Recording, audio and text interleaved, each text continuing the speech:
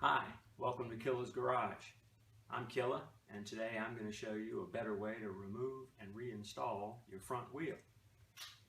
Problem is, quick release isn't so quick anymore. It takes two hands down at the axle. You got to rotate the lever while you hold the nut still, or rotate the nut while you hold the lever still. All the time balancing the bike somehow as you reach over the handlebars or in front of the handlebars.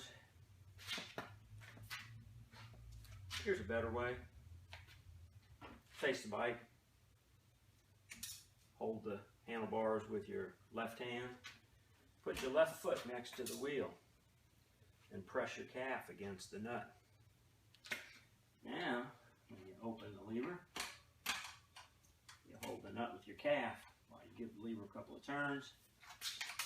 Out comes the wheel. Just reverse to put it back together. Hold the nut still with your calf. Give it a couple of turns.